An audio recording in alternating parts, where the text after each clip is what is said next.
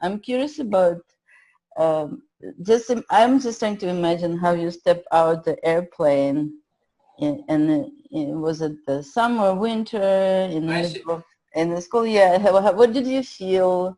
I know you were with Sheila, right? So you had some support there, but did you become homesick? How did it came in the beginning? Was it any cultural shock for you from what you expected? Oh my goodness! All right. I mean, but a lot of that is, this is.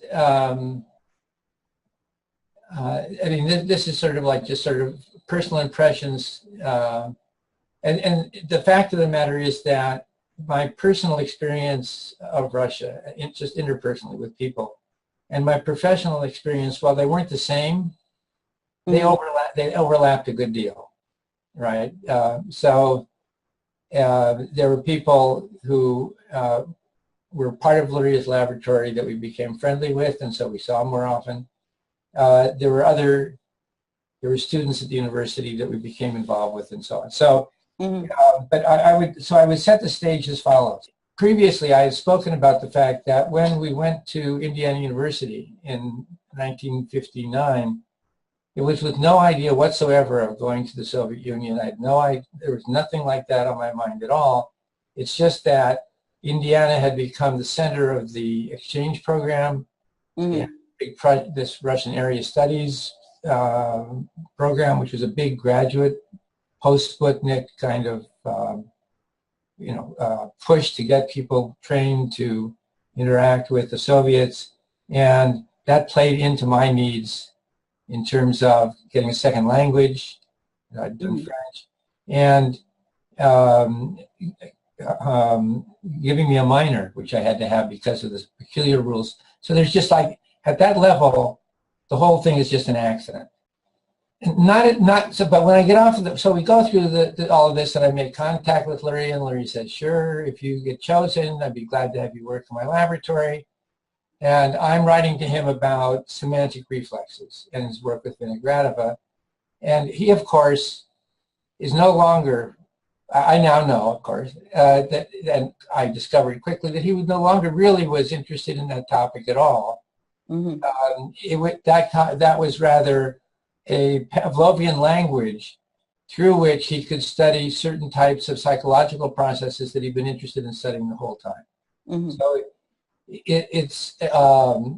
that's the sort of second signal system, and its relation to linguistic mediation are, they're very, you can go back and forth on that, which is what people did during the period, the Stalin period. So so we've been through a program where I've read a fair amount about the Soviet Union and its history of Russia, contemporary politics about it, and then on my own I'm reading psychology to the extent that anything is known about that.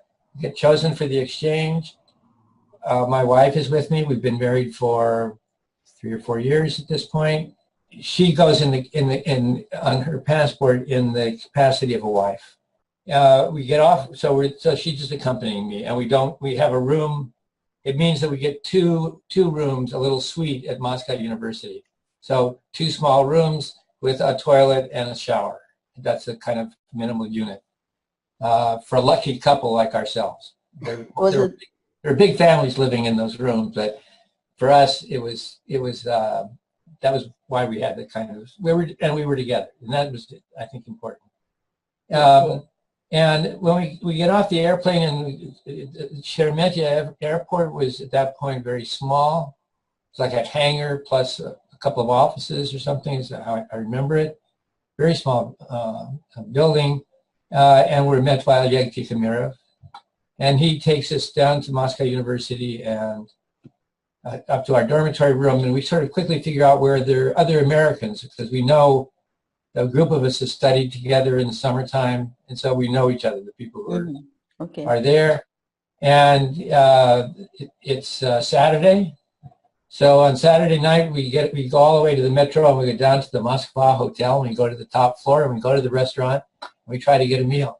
And that was kind of our introduction to wow. introduction to Russia. And of course, you don't get a meal for a very long time, and then they're out of whatever. And there's very, very typical Ochi Chorny being sung by the people, the Black Eyes being sung by the singers. Then going the following day and meeting Luria, saying that in Russian, I can speak a little Russian, and then he just speaks Russian to me. Sheila understood, and we'd gone through language school together, so her Russian was about as good as mine, a little bit different vocabulary. And then on the following day, on Monday morning, I went down to the laboratory and at Bordienko and found my way there. And Bernstein was giving a talk at the lab, and then Luria asked me to give a talk at the lab with Bernstein there in my absolutely horrendously bad Russian. So then followed really a period of, of course, there's terrible culture shock. I mean,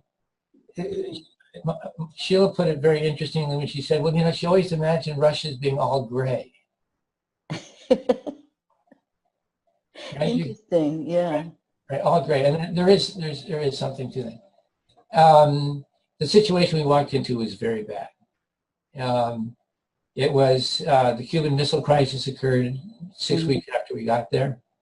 There was a big spy trial, and of all bad luck things, a colleague of mine who worked in Luria's laboratory was a distant cousin of the guy who was a spy.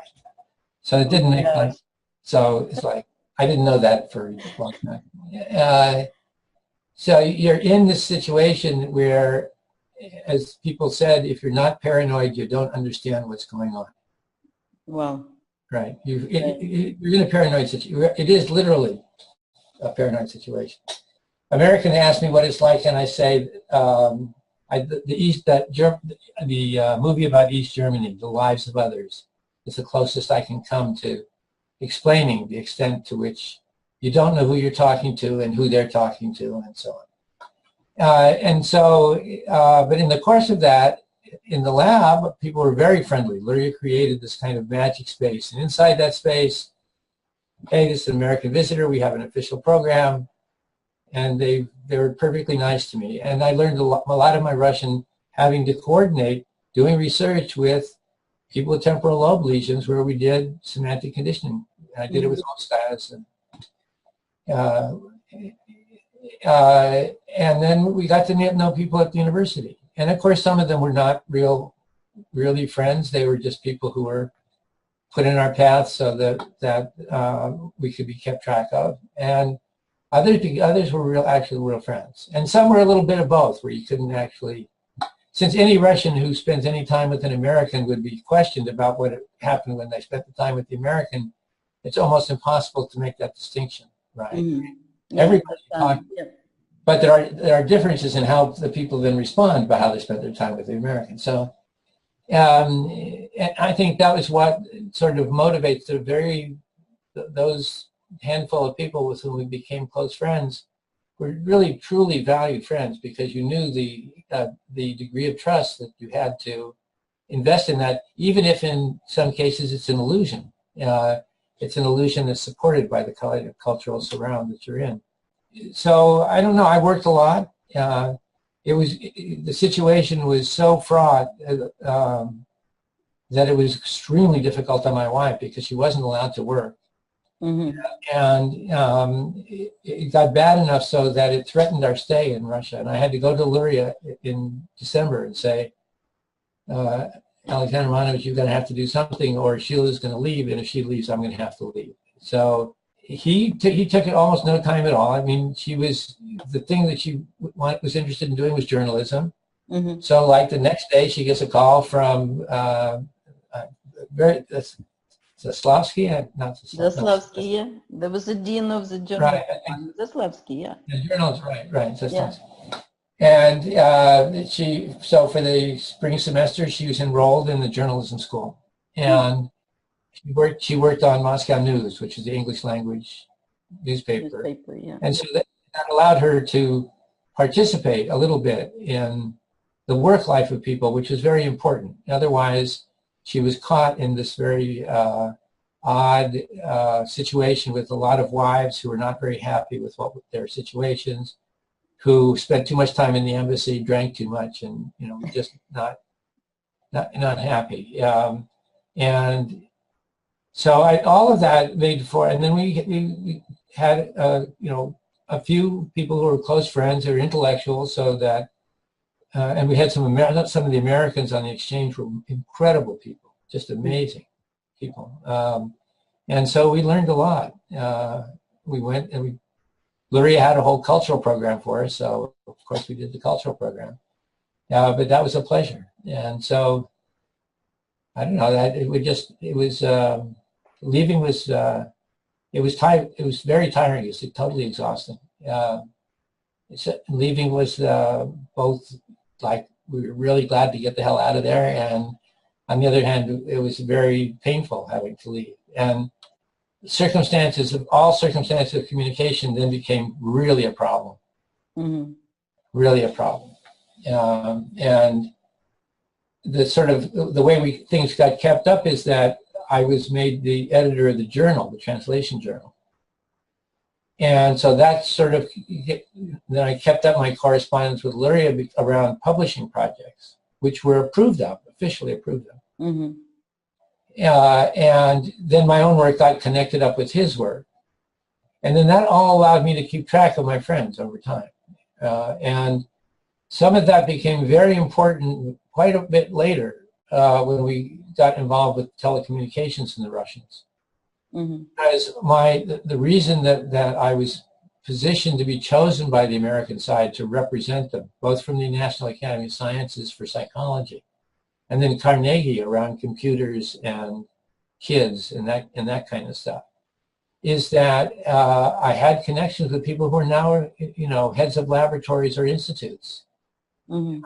And I'd known them for a long time. And so I could enter into discussions with them about becoming involved in ways that there was nobody else trained to do that. I was like, who the hell did they have to turn to?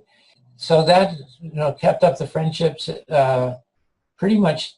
Some have fallen away. I think that the time that passes and your lives diverge a lot. Some people have died. And other people, I think that the pain of the interaction gets to a certain point and they just say, flat it and stop. That's enough. Yeah. So it's very complicated. One of the people again, those connections is that because of my father's connections and hit the left wing part of my family, I met, that was how I met Vladimir Posner. Mm-hmm. I met him through meeting his father. My father and my wife and I were invited to the Posners. And so Volodya's father and mother were there, and his wife at the time. And that was in the spring of '63. Mm-hmm. He grew up in New York a lot. So it's like, it was very easy to become friends with him. And then as I went back, we were close friends and communicated primarily with people carrying letters for us. He would not expose himself to foreign correspondence. But then it became, when the possibility of doing a space bridge came up, simply because we were at Volodya's apartment. If we hadn't been there, and if Sheila had, when I went back in '83, I took a delegation back.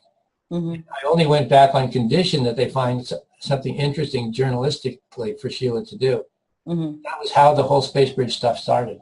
Oh, wow. Interesting. You were in a unique position, yes. Yeah, it was really, and that was a great thing that the United States did, is that they trained people who could actually get to know people who were going to be leaders in that country, so that have some sort of intelligence in figuring out who the hell are you dealing with them, what can you expect, and how to interpret. And it's not that they're not in difficult positions with respect to the pressures on them and so on. But it was great that they let me even go. It was a big deal, I think. It spoke volumes about the virtues of the American policy, that they would trust me to go. And I think the United States profited a lot, from the fact that they sent me. So it's like, didn't cost them a hell of a lot, and they got a lot in return. So of course, that makes the current situation just insane for me. Totally crazy. Yeah. I wanted to ask, I totally agree with you, because this unique position when you have a real life trust, right? You're not a stranger neither to Soviet. You've engaged in joint projects with these people. You know when they keep their word and when they're baltoons and when they're whatever. And because otherwise any project probably deemed to be dead the beginning, right? Yeah, it has to be dead. You can only go through the most formal pieces of it, and then completely stylized social occasions. Yeah. Not real. And where the KGB is sitting at the table, and so it's like, for a fact. If they're not doing their job. I mean, they're supposed to be there. So. But interesting for me is, because you mentioned that Luria managed to create this lab. Yeah. Friendly, safe place and collegial, almost like a bubble with him. It was like that. So it was interesting just in general. Do you think, I always had this feeling that Moscow University was slightly autonomous. It was autonomous. There was no, until 66, there was no Academy of Sciences Psychology Institute. Yeah. Everything was at MGU because it was MGU and Davidov's Institute, and they were right next to each other. Yeah. Right. They had a little bit more kind of freedom to be creative, right? For a little while, yeah. Yeah. I mean, I don't understand who they were suppressing. I mean, the argument between Bruslinsky and the people who used Rubinstein, and those who went sort of with Leontief, with Luria with Leontief because he's with Vygotsky. Yeah.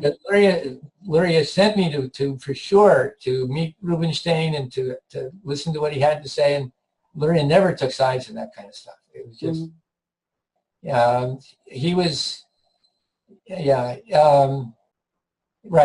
I mean, at that time, then yes, there was autonomy, and they felt you knew that Zaporozhye was a friend. They'd lived through Ukraine together, right? Yeah. And there was Zinchenko, who was in between generations. I got to know Zinchenko really not when I was a student there, but when I took a delegation with Don Norman, and he was sort of in the ergonomics era. And then Volodya and I became really close friends. I mean, it was like I learned a lot from him. I did not understand him after 1991 very well. I mean, he just went crazy with it, with Mamaradishvili and poetry and whatever. I mean, and spat, right. Yeah. So, I mean, but that was his own exploration of a lot of these issues in his own way. So yeah, that's why that was a very important. The relationship with Luria was very important, and with his kids, they were very sad people. Really sad because his daughter was mentally ill. His son, they were both really good biologists, and they'd had to come out of the whole Lysenko period. So Soviet biology, they were decades behind, and working under very difficult conditions by American standards. That's hard for Americans to understand how badly equipped the Russian laboratories were. People did things. I was doing single cell recordings with Vinogradova and rabbit brains, orienting reflex kinds of stuff. And I had to bring, at one point I got shipped in a particular type of shellac that you use for, you have to coat the needle down to the point in order to insulate it. We had to make our needles, and you only had time to do it like between 12 at night and 3 in the morning. So I would walk over to it was in the Institute of Higher Nervous Activity at MGO, up on Lansky Gory, whatever it's called. And I had to walk over there. And that's a hell of a walk at, when it's -20 in the middle of the night. Yeah, you can. Like that. But but you couldn't send to a company to send you the equipment. You had to make the stuff. A lot of the eye movement stuff that Luria and Yarbus did, they were amazing engineers who made that stuff work. They were working with really crappy materials. Yeah. So, You're right. It always strikes me it's hard to explain to Americans the simple things like we didn't have enough paper to type on, right? Yeah. That could become a huge problem just to even type your article, right? Yeah, absolutely right. Yeah, so. I mean, and I think it was very interesting. I read Yevgeny Velikov's autobiography. It's in English, yes. And he has nothing to say about my connections or any of that project. He doesn't touch on that at all, which is itself is interesting. But one of the things that comes through over and over again is Soviet atomic scientists are in competition with American atomic scientists. And he was so proud of the Soviet work, the quality of the math, certain thinkers, certain people, and that they would do this stuff and they didn't have any of the equipment the Americans did. So the Americans liked the work the Russians did and thought it was really great, but they had no idea that they were doing it essentially with their bare hands. It was just like, and he has these crazy ways, and he figured out how to put the cap on Chernobyl, right? I mean, he had that kind of a mind where he loves to come up with what we would call jury-rigged solutions to problems. It makes him proud to do it with bad equipment. Yeah, but it's back to Luria. It's like Luria did. He pretty much before MRI. Through how the brain operates, isn't it? I mean, but he was very interdisciplinary. So he really had a close relationship with Anokin. So the whole functional system stuff is Anokin. And then I forget the name of the guy who had like 50 EEG leads. You'd wear a cap. It was very early. There was a Russian guy. He had so there are other people doing EEG work. And Yarbus, the eye movement work, I came after that. And Zinchenko also engaged in that. And now, of course, I think that work is fundamentally important, but it was interesting. But Luria used it as a diagnostic technique for frontal lobe. That if you show a picture, one of these 19th century Russian pictures, the missing son comes home. Big jacket, and the women are just looking at him and whatever. And you have somebody with brain damage look at that. They miss a lot of the important pieces of it. Whereas you can compare a normal and non-normal eye scan. And the non-normal one is too global. It's missing parts of the meaning of the thing. That's interesting. Yeah, but because of lack of like advanced technology or something, right? They become somewhat, roundabout way. They were pushed to be extremely creative, intellectual, to fill the gaps which usually technology steps in and to fill. And of course, for them, this kind of passion was an escape for what was going on around them in the world. For people like Luria, it was the only channel to international contact.